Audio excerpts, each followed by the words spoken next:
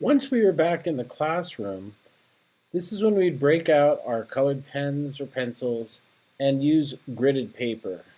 In this case, I'll show you the grid paper and the completed map that I did myself while I was in class. Now, the first thing that we did was we would discuss what does it mean to make a map? What is a map composed of? So to begin with, we would start by talking about some of the key map elements. In this case, we would deal with the map title, the map legend, a scale bar, a north arrow, a map frame, and also the mapped area or the base map. We'd also talk about authorship and copyright and encourage students to think about this map as something that belonged to themselves. So with the title, titles typically are supposed to be something that tells you about something about the theme of the location, about the location itself. And I'm noticing one thing that looks to be missing on this map is that we could also have something that would say when this map took place.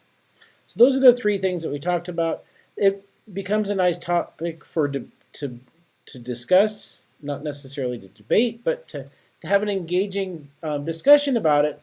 And this was the title that we came up with, the Lineweaver Meetup Area. Now, before we went any further and started thinking about legend and scale, we converted our idea of the location, the bounded square, to the graph paper. Now, this was very important, and I encourage you to follow a very similar kind of logic, was that we used graph paper and made each square equal 10 feet. This proved to be a fairly easy way to convert the measurements that were taken by students in the field to actually put on paper. Just because due to time constraints of me being an outside person coming and participating in the class, rather than coming up with actual icons for each of the items, we just colored in the squares of where we found these items. Now, if we look at the map, the first thing that we did was that taking the measurements of the area, we wanted to bound the area by its cardinal directions. So we labeled the four corners of the map: northwest, northeast, southwest, and southeast. And as you can see, our area was about 140 feet square. And we made it simpler that way and by just choosing a set area. And the pacing that I did with the students, we did 100 feet distance, and we did it 4 times. You can see once we know that each square is equal to 10 feet, we can set up our scale bar on the bottom, and then so we'd have the students draw on the scale bar. Next, we would take one of the two groups and then have the students start telling us their distance and direction to the objects that they found.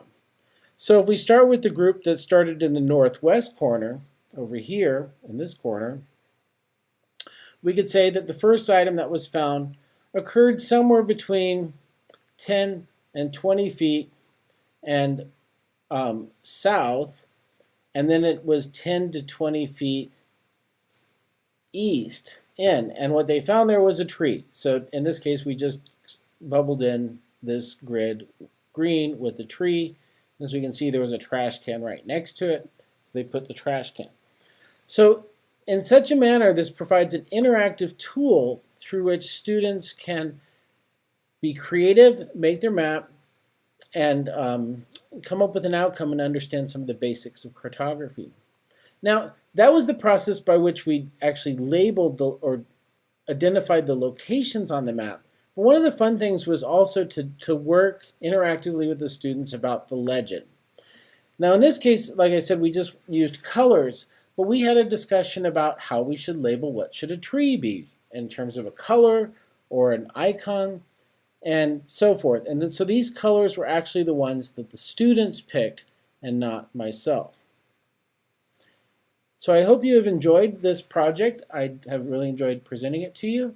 And I encourage you to work on this at school. It's a great way to learn about distance, direction, orientation, and how grids impose certain types of understandings of space and place around us, but also one way that we can help to teach students about these spatial thinking skills.